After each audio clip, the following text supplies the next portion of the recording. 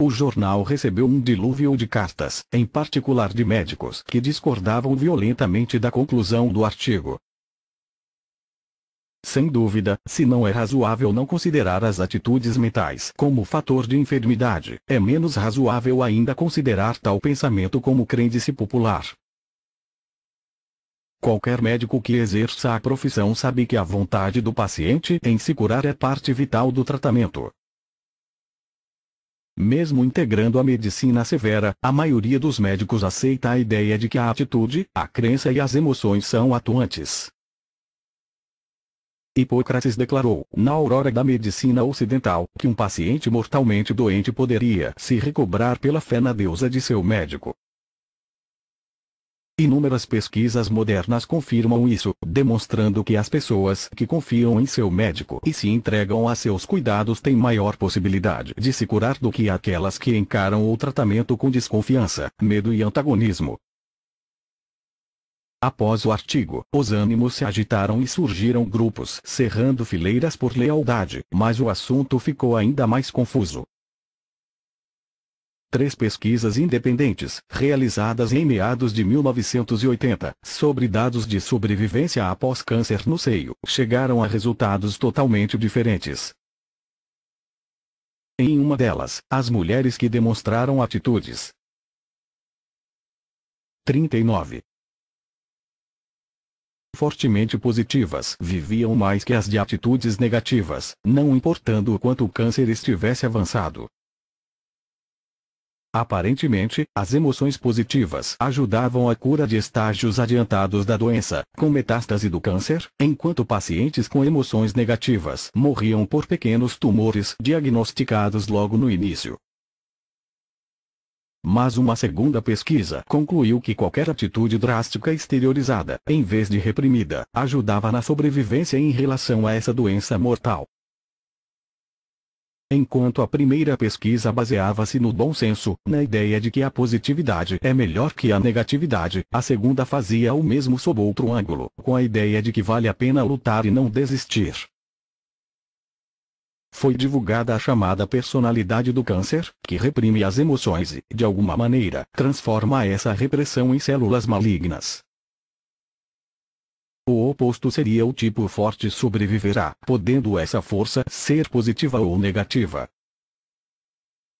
Tudo isto obedece a certa lógica, exceto a pesquisa publicada no New England Journal of Medicine, que, apoiada por outras, não encontrou correlação entre nenhum padrão emocional e a sobrevivência ao câncer de seio após 2 anos.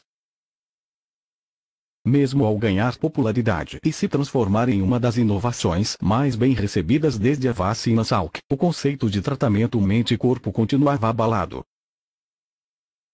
Agora um novo sistema tornou-se familiar. O público é informado de alguma brilhante vitória, enquanto os resultados clínicos desapontadores que se seguem são conhecidos apenas em círculos médicos restritos.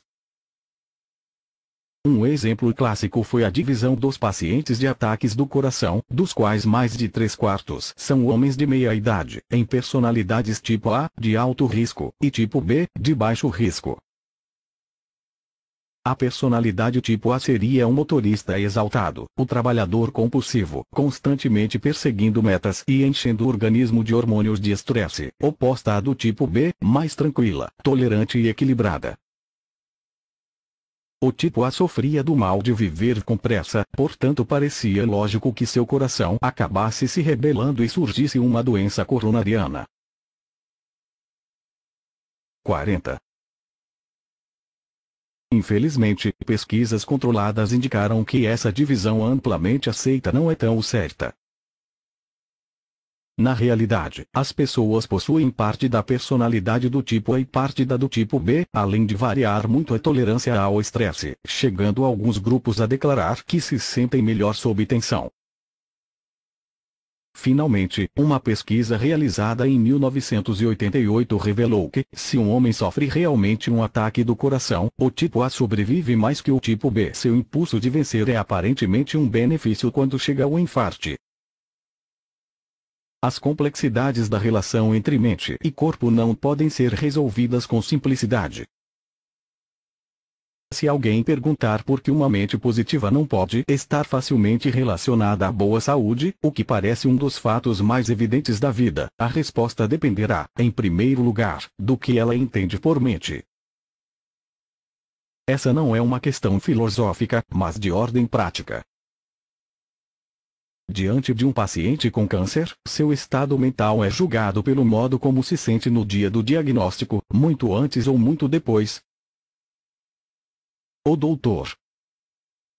Lawrence Lechan, autor de estudos pioneiros desde os anos 50, relacionando as emoções ao câncer, voltava à infância de seus pacientes para descobrir a semente sombria que envenenava sua vida psicológica, e criou a teoria de que ela permanecia adormecida durante anos no subconsciente, antes de provocar a doença. Em minha própria clínica, conheci um paciente com câncer no pulmão, que vivia confortavelmente com uma lesão do tamanho de uma moeda naquele órgão, havia mais de 5 anos. Ele nem suspeitava de que a lesão fosse cancerosa e, como já estava com mais de 60 anos de idade, ela crescia lentamente. No entanto, logo que lhe contei que a lesão se coadunava com o diagnóstico de câncer no pulmão, ele ficou extremamente agitado. Em um mês, começou a tossir com sangue, e em 3 meses estava morto. Se seu estado mental contribuiu para esse triste final, aparentemente agiu bem rápido. Esse paciente podia viver com seu tumor, mas não com o diagnóstico. A questão seguinte é ainda mais relevante. Na personalidade geral do paciente, o médico está interessado na mente, isso significa seu 41. Subconsciente, suas atitudes, suas crenças mais profundas, ou alguma coisa ainda não plenamente compreendida e definida pela psicologia. Pode ser que o aspecto da mente relacionado ao adoecer ou sarar nem seja especificamente humano. Numa pesquisa sobre doenças cardíacas realizada na Universidade de Ohio, Estados Unidos, na década de 70, coelhos foram alimentados com uma dieta muito tóxica e com alto índice de colesterol, para o bloqueio das artérias, procurando duplicar-se o efeito que esses alimentos exercem sobre as artérias humanas. Em todos os grupos de coelhos começaram a surgir os resultados esperados, menos em um, que estranhamente apresentava 60% a menos de sintomas. Nada na psicologia dos coelhos podia explicar sua alta tolerância à dieta, até se descobrir, por acaso, que o estudante encarregado de alimentar aquele grupo gostava de coelhos e os agradava. Ele carregava cada animalzinho durante alguns minutos, antes de lhe dar a comida. Por incrível que seja, isso bastou para que os bichos tolerassem a dieta tóxica. Experiências repetidas, em que um grupo de coelhos recebia tratamento neutro e o outro recebia amor, demonstraram os mesmos resultados. Vemos mais uma vez que o mecanismo que causa tal imunidade é completamente desconhecido. É espantoso pensar que a evolução dotou a mente do coelho de uma reação de imunidade que pode ser desencadeada pelo carinho humano. Existe até uma possibilidade, como argumentariam muitos médicos, de que a mente seja uma ficção científica. Quando achamos que ela está doente, o que realmente tem a doença é o cérebro. Seguindo-se essa lógica, as desordens mentais clássicas como depressão, esquizofrênia e psicose são, na realidade, desordens cerebrais. Mas tal lógica apresenta evidentes impropriedades, pois seria como afirmar que as colisões acontecem por culpa dos carros. Mas, como o cérebro é um órgão físico, podendo ser pesado e dissecado, inspira maior segurança à medicina do que a mente, impossível de ser definida após tantos séculos de introspecção e análise. Os médicos ficam muito felizes por não terem de opinar a esse respeito como 42. Filósofos. A capacidade dos modernos psicotrópicos, as drogas influenciadoras da mente que aliviam os principais sintomas de doenças mentais como depressão, manias, ansiedade e alucinações, é muito maior do que a de qualquer tratamento existente no passado. A psiquiatria química provavelmente estará alinhada ao lado de sua oponente, a medicina mente-corpo, formando a revolução médica de nosso tempo. Ela tem apresentado sérios resultados clínicos para confirmar isso, inclusive com numerosas indicações de que os desequilíbrios químicos no cérebro estão diretamente ligados a doenças mentais. Nada poderia parecer mais intocável do que a loucura plena de um esquizofrênico crônico, sofrendo de alucinações visuais e vozes interiores, com pensamentos distorcidos e completa desorientação física e mental. Talvez baste perguntar em que dia estamos para provocar confusão e terror no esquizofrênico. No entanto, a diferença estrutural entre esse estado mental e a sanidade pode ser rapidamente determinada por uma substância química chamada dopamina, secretada pelo cérebro. Essa relação com a dopamina, conhecida há 2 décadas, comprovou que os esquizofrênicos produzem em excesso essa substância química de importante desempenho no processo das emoções e percepções. Portanto, uma alucinação seria a percepção do mundo exterior que ficou desordenada na codificação química do cérebro. Essa hipótese foi simplificada em 1984, quando um psiquiatra da Universidade de Iowa, Estados Unidos, Dr. Rafik Vaziri, reviu o que se sabia sobre a química cerebral dos esquizofrênicos, descobrindo a deficiência numa molécula ainda menor, a serina, um aminoácido comum, encontrado na maioria dos alimentos proteicos. Ela vem sendo considerada um dos elos de origem na formação da dopamina. Incapazes de metabolizar corretamente a serina, os cérebros dos esquizofrênicos superproduzem a dopamina para compensar tal deficiência. Esse processo exato ainda é desconhecido. Poderia a esquizofrênia total, considerada a mais 43 estranha e complexa das desordens mentais, depender do modo como são digeridos os alimentos. Descobertas anteriores no Instituto de Tecnologia de Massachusetts, Estados Unidos, demonstraram que a química básica do cérebro é tão variável que pode ser modificada por uma simples refeição.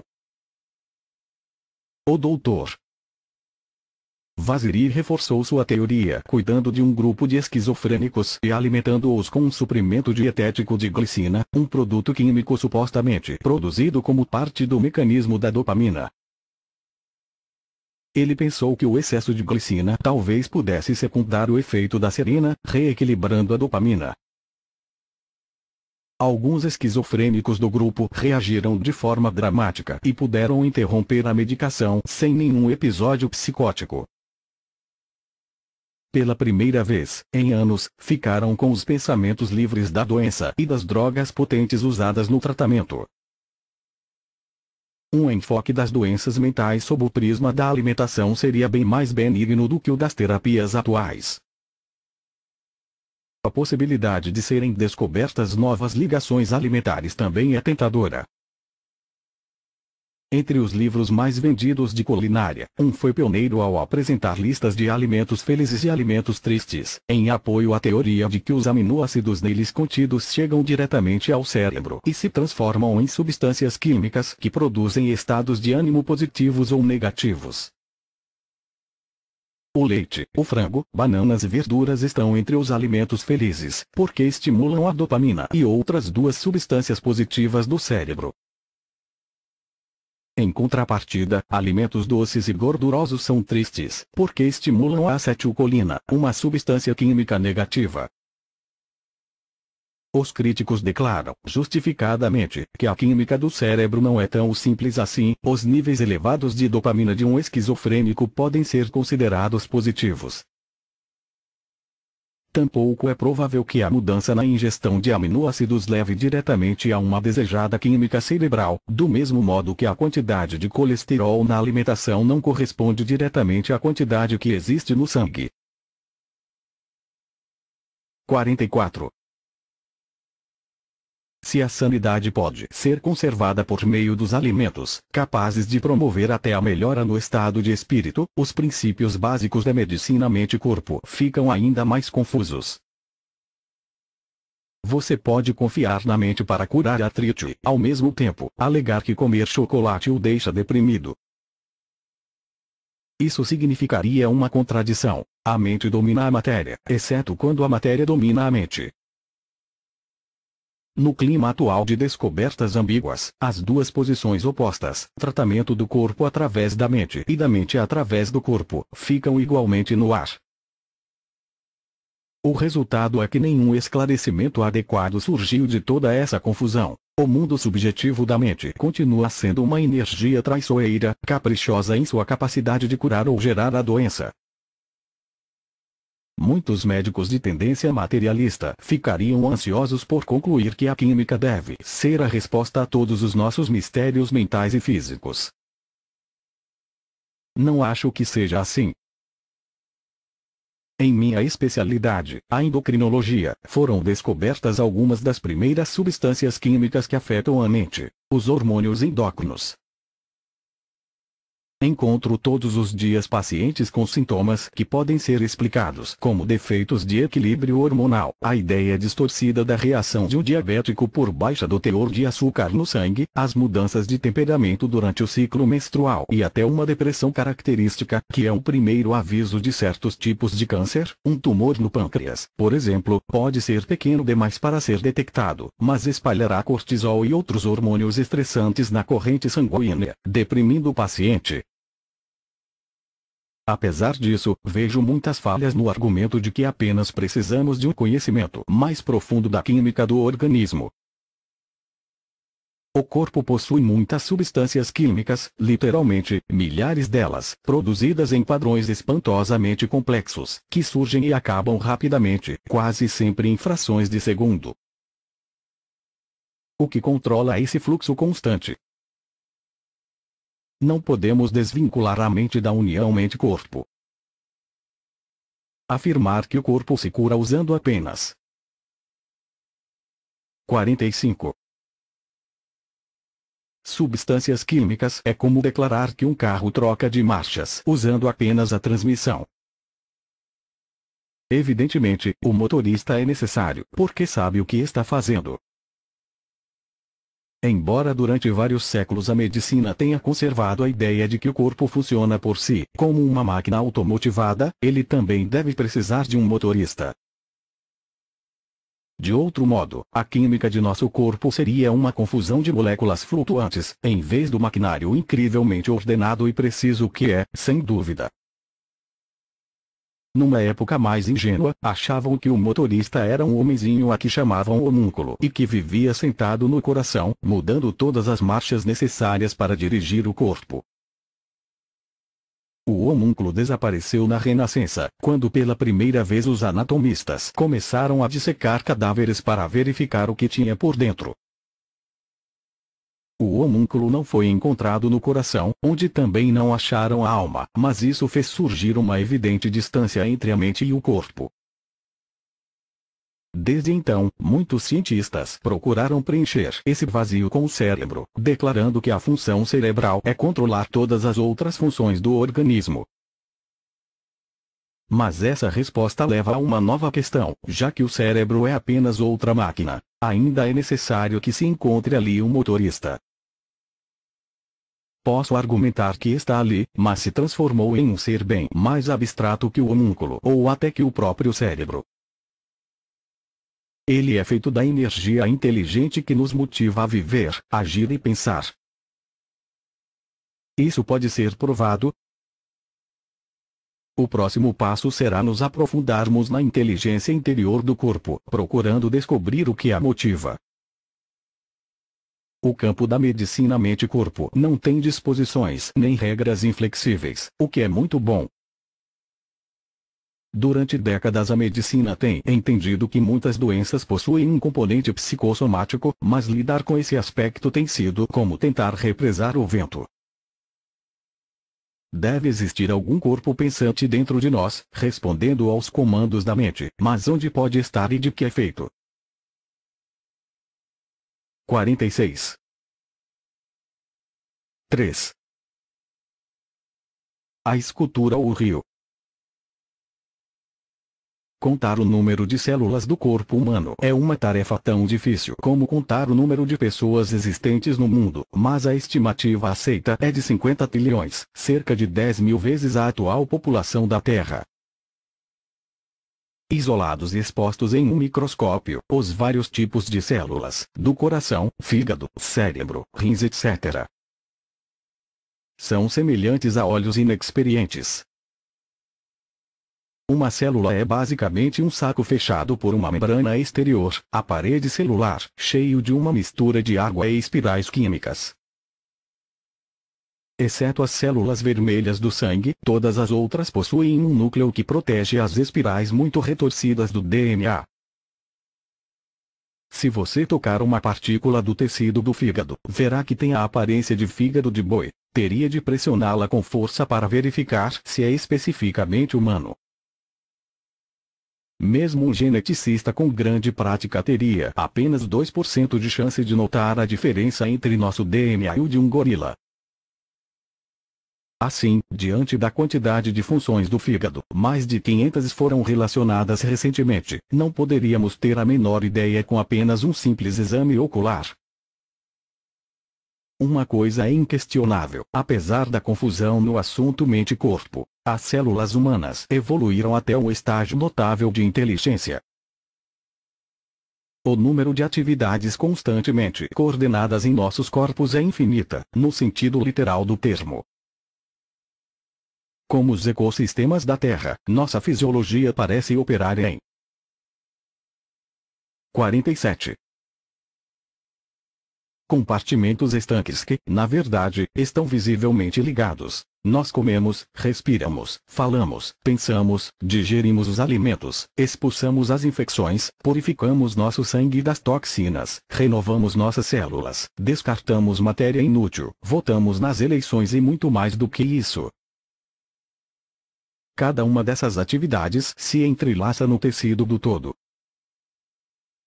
Nossa ecologia é mais semelhante à do planeta do que muita gente pensa. Minúsculas criaturas perambulam por nossa superfície, tão ignorantes de nosso vasto tamanho quanto nós de seu tamanho ínfimo. Colônias de ácaros, por exemplo, passam todo o seu ciclo de vida em nossos cílios.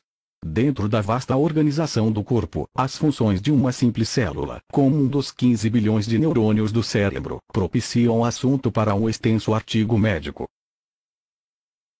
Os volumes dedicados a qualquer dos sistemas de nosso organismo, como o imunológico ou o nervoso, ocupam várias prateleiras de qualquer biblioteca médica. O mecanismo de cura reside nessa complexidade geral, mas permanece oculto. Qualquer um desses processos que envolvem a cura de um corte superficial na pele, por exemplo, o de coagulação do sangue, é incrivelmente complexo. Tanto que, se esse simples mecanismo falha, como acontece com os hemofílicos, a medicina científica mais avançada não consegue repetir a função prejudicada. Um médico pode receitar drogas para estimular o fator perdido de coagulação do sangue, mas essa ação é temporária, artificial e apresenta efeitos colaterais indesejáveis. O período de restabelecimento do corpo não é o normal, assim como não ocorre a magnífica coordenação de uma dúzia de processos relacionados.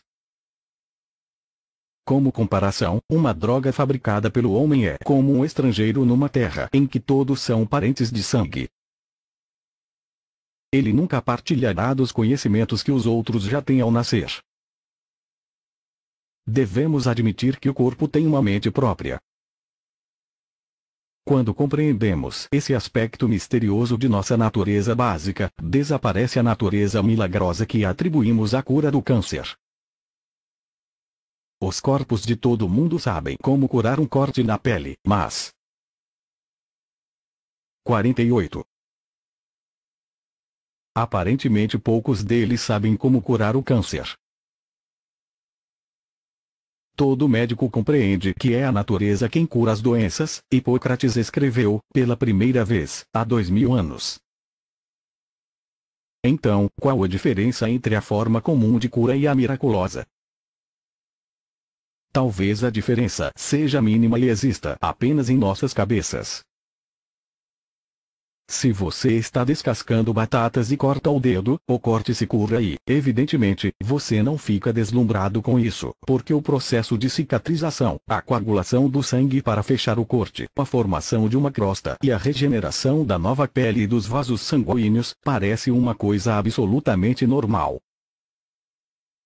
Mas devemos compreender que essa noção de normalidade nada tem a ver com o conhecimento do que é a cura ou de como controlá-la. É triste constatarmos que o volume de conhecimento existente nos livros médicos refere-se mais à morte do que à vida. A maior parte do saber médico foi obtida realizando autópsias em cadáveres, examinando-se tecidos no microscópio, analisando-se sangue, urina e outros subprodutos do corpo. É verdade que os pacientes são examinados enquanto estão vivos, com testes de partes isoladas do corpo. Mas o conhecimento adquirido dessa forma é rudimentar se comparado ao volume de dados ultra sofisticados dedicados à morte. O poeta Wordsworth escreveu esta frase memorável e sucinta: "Nós matamos para dissecar." Nenhuma declaração a respeito das limitações da pesquisa médica pode ser mais verdadeira. A primeira coisa morta no laboratório é a delicada trama da inteligência que mantém o corpo coeso. Quando uma célula de sangue chega à borda de um corte e começa a formar um coágulo, não viajou até ali ao acaso. Sabe realmente aonde quer ir e o que fazer quando chegar, com a mesma certeza de um especialista, com mais até, de fato, já que age de forma completamente espontânea e não procura adivinhar. Mesmo que se reparta o conhecimento dessa célula em partículas cada vez menores, à procura do segredo de algum hormônio. 49. Determinado ou de uma enzima que sirva de mensageiro, não encontraremos um fio de proteína com rótulo inteligência, mas não há dúvida de que ela está atuando. Parte dessa inteligência dedica-se à cura e aparentemente é uma energia muito poderosa. Existem misteriosos sobreviventes a todas as doenças fatais e não só ao câncer. Apesar de não se conhecer nenhum caso de cura espontânea de AIDS, sabemos que algumas pessoas conseguem sobreviver por muito tempo. Umas vivem mais de 5 anos, porque, de algum modo, seus sistemas imunológicos conseguiram se defender de uma doença que em condições normais seria totalmente devastadora. Os pesquisadores tendem a considerá-las dotadas de uma fisiologia extraordinária, caprichos bioquímicos da natureza. Partindo de amostras de sangue e isolando qualquer componente pouco comum que consigam detectar nas células imunizadoras dessas pessoas, os biologistas moleculares esperam descobrir o ingrediente desconhecido que as protege. Se esse alvo for alcançado, uma tarefa extremamente tediosa e difícil, dada a complexidade do sistema imunológico, só então, depois de anos de testes de milhões de dólares, poderá surgir uma nova droga que beneficie a humanidade. Assim, o que todos precisam é da capacidade de fabricar essa droga maravilhosa no próprio organismo, como aconteceu com a primeira pessoa que a produziu. E tal capacidade não pode ser sintetizada. Comprar a droga não é tão bom quanto fabricá-la. Não, por muito tempo ainda. O que chamamos ingrediente ativo de uma droga feita pelo homem tem muito pouco know-how, comparado à substância química original produzida pelo organismo. Talvez fosse mais correto chamar essa droga de ingrediente inerte. A razão disso está no nível de nossas células. A membrana externa, ou parede celular, de cada uma delas está equipada com numerosos pontos receptores. Essa parede é macia, mas os receptores são viscosos, são formados por complexas cadeias moleculares cujos últimos elos ficam abertos, à espera de outra molécula que se prenda a. 50. Eles.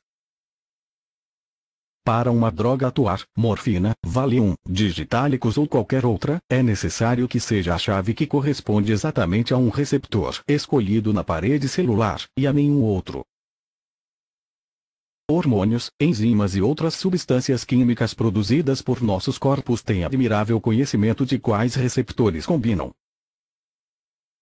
As próprias células parecem realmente capazes de encontrar um ponto entre vários. É fantástico seguir seus sinais em um microscópio eletrônico, enquanto traçam linhas retas até os pontos em que são necessárias.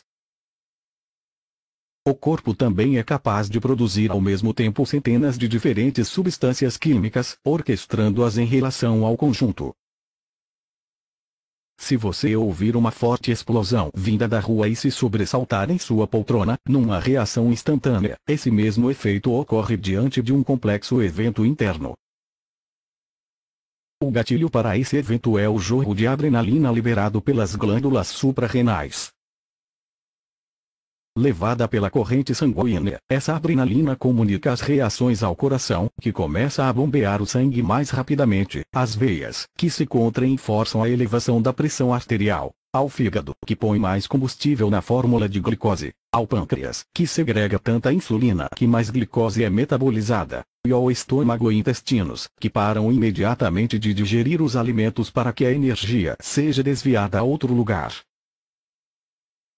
Toda essa atividade que se desenvolve num ritmo violento e com efeitos poderosos em todo o organismo é coordenada pelo cérebro, que usa a pituitária para distribuir os sinais hormonais acima descritos. Além disso, outras sinalizações químicas percorrem os neurônios, fazendo com que a vista focalize melhor, os ouvidos fiquem mais aguçados, os músculos das costas se retesem e a cabeça se volte em sinal de alerta. Para fazer com que todas essas reações se desencadeiem e cessem novamente, ao contrário da droga fabricada pelo homem, o organismo sabe como reverter cada processo desses com a mesma perfeição com que iniciou. Ocorre um mecanismo de ajuste, semelhante ao da chave na fechadura. Tudo parece ilusoriamente simples, mas quando se 51. Procura repetir esse evento com alguma droga, os resultados estão longe de ser tão precisos e a orquestração tão perfeita.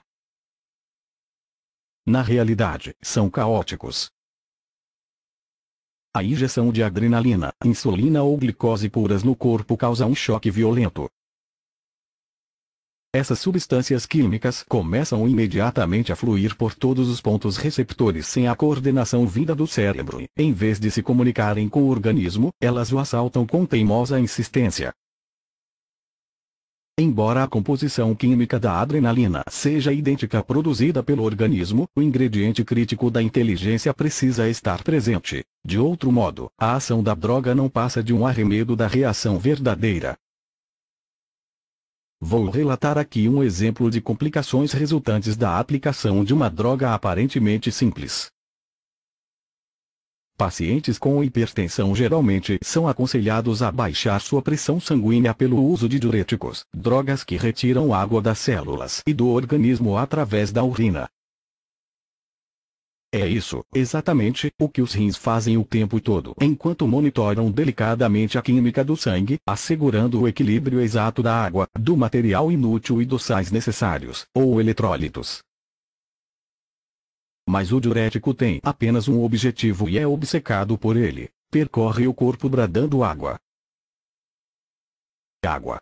A todas as células que encontra. Como resultado, reduz-se a tensão do fluido nos vasos sanguíneos, na realidade o que o médico deseja, mas o nível de água em todo o organismo